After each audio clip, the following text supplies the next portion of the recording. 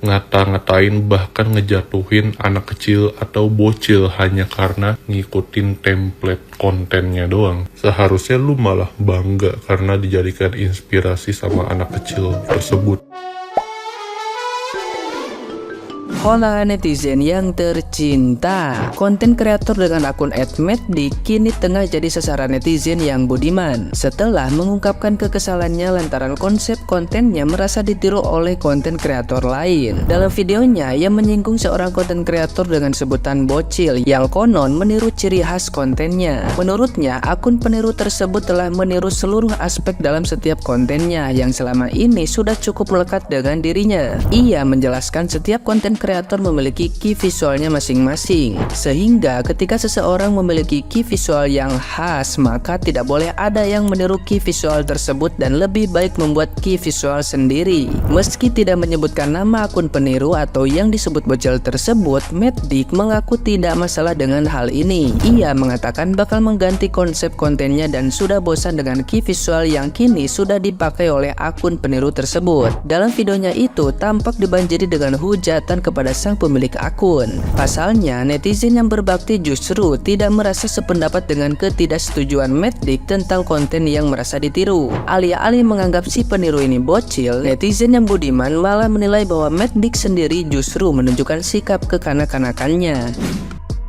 Jadi baru-baru ini ada bocil yang bisa gue bilang niru setup konten gue.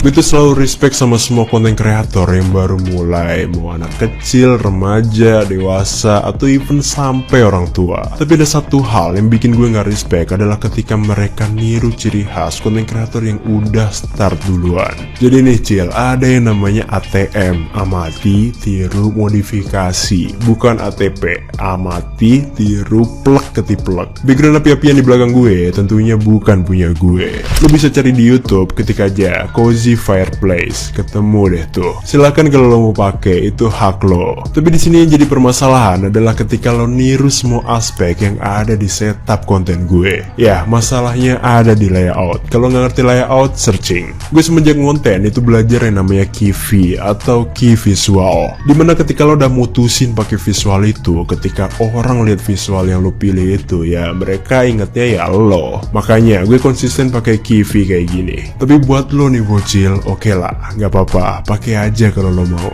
Lagian gue juga emang ada rencana mau ubah setup konten gue. Kayak ini waktu yang tepat karena sebenarnya gue udah bosen sama setup konten gue ini, dan juga gue nggak mau samaan sama lo bocil. Jadi santai aja, pakai. So ini mungkin jadi konten terakhir gue dengan setup kayak gini, dan sampai jumpa di setup gue yang baru. Bye. Nah, gimana nih menurut netizen yang terhormat? Silahkan berkomentar ya.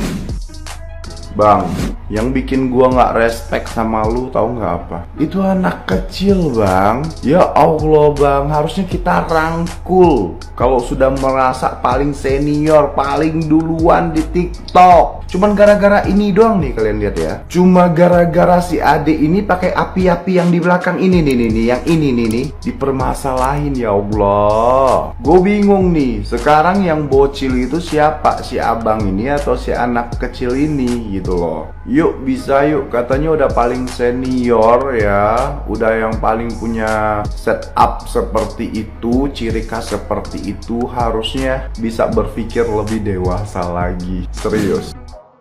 Kamu itu mau menjadi influencer beneran atau menjadi influencer abal-abalan? Karena influencer itu adalah seorang atau figur yang media sosialnya yang memiliki jumlah followers atau pengikut yang banyak dan signifikan, sehingga apa yang mereka lakukan mempengaruhi perilaku dari pengikutnya. Yang saya lihat kamu itu punya konten edukasi. Edukasi itu mengajarkan dan bagaimana caranya orang bisa mengikuti apa yang kamu ajarkan. Selanjutnya, kalau konten kamu itu bukan konten edukasi, melainkan konten untuk menggagah-gagahin diri atau memintar-mintarkan diri atau menunjukkan diri kamu itu bahwa diri kamu itu hebat, gak usah di TikTok. Sebaiknya kamu diam aja di rumah dan tidak usah membagikan apapun di media sosial. Kalau tidak mau ditiru, jangan main TikTok, karena TikTok dari dulunya memang meniru apapun yang lagi viral. Seperti saya kasih contoh, misalkan ada lagu dan joget yang tren, akan diikuti kepada orang-orang yang lain. Apalagi yang kamu serang adalah bocil, adalah anak-anak yang baru bersemangat untuk mengedukasi tentang TikTok. Kamu harusnya memberi semangat kepada mereka, bukan mematahkan semangat mereka.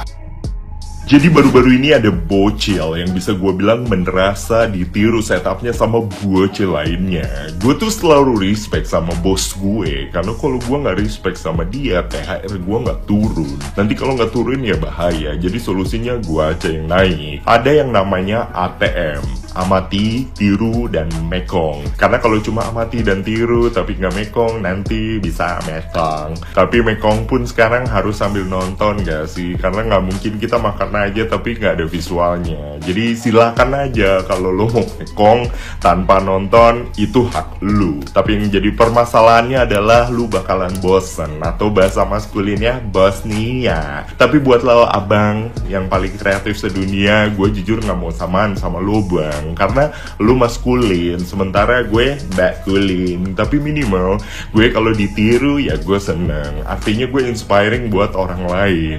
Tapi please para bocil-bocil, jangan tiru gue. Tiru tuh jerompolin. Siapa lagi ya yang lebih benar gitu? Jangan tiru gue, please jangan say.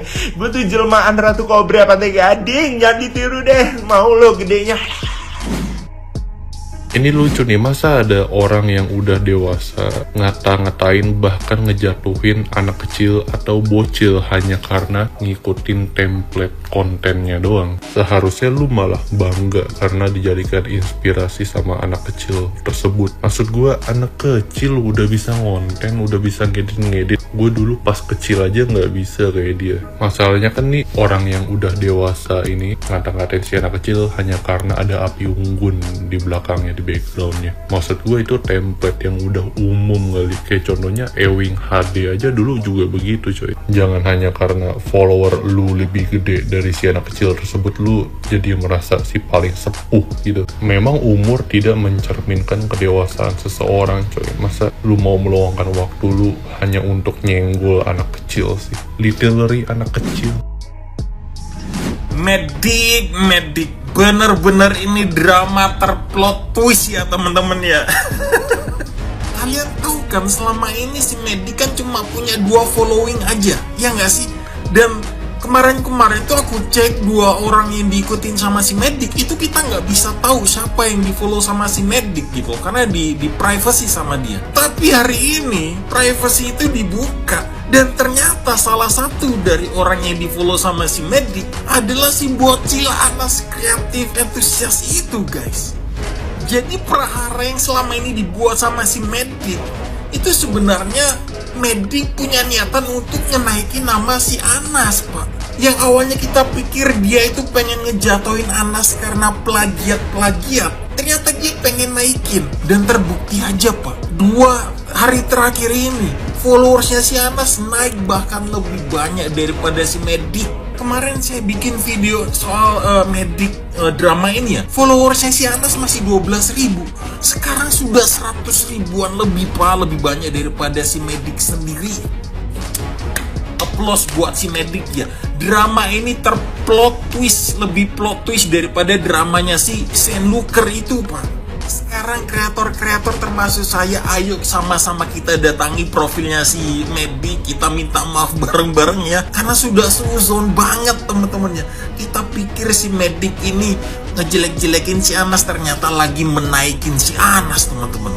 Wow, plot twist sekali, udah seperti Interstellar aja guys, plot twist banget. Ya, ayo kita sekarang datangi si Medik, kita minta maaf sekarang juga. Teman-teman tulis di kolom komentar seperti biasa. Salam bukan olahraga. Ini kan bukan ngomongin olahraga. Salam sehat selalu buat semuanya. Lagi rame bocil yang niru setup api yang dikatakan nirunya plek ketiplek.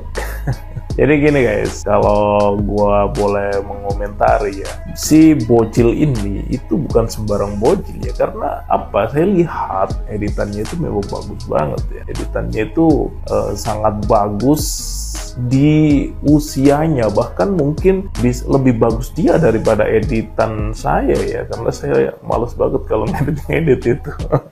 Biasanya sekali take, edit ringan, ya udah langsung upload gitu aja. Tapi ini bocil, nggak tahu namanya Adam kalau nggak salah ya, itu editannya gua acungin jempol, memang bagus banget guys. Terus yang terkait mas-mas yang nggak mau ditiru setupnya, yang bilang si bocil ini itu niru atau si Adam ini itu niru, gini, kalau aku jadi kamu ya di setupnya, kemudian apa mungkin dari ide-ide konten dan lain sebagainya, itu ada yang meniru ya, bukan memplagiasi, meniru, dan itu berarti dia terinspirasi dengan kita, yang harusnya bangga dong, harusnya kita ya support dong. Mengapa? Karena berarti kita ini trend center, bukan follower. Kita menghadirkan sebuah tren, melahirkan sebuah tren, memproduksi sebuah tren yang mana orang lain itu ngikutin kita. Itu berarti kita bagus ya. Secara tidak langsung konten yang kita buat itu diakui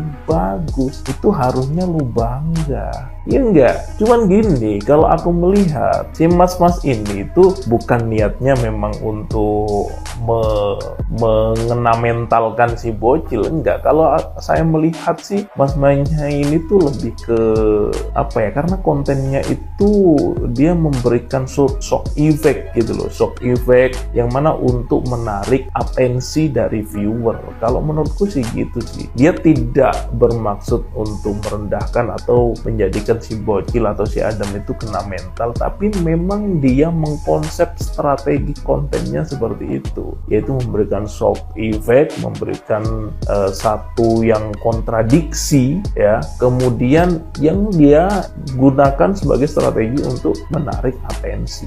Itu sih kalau menurutku. Gimana? Plek ketipil nggak? Apa perlu di belakang ini gua kasih api unggun?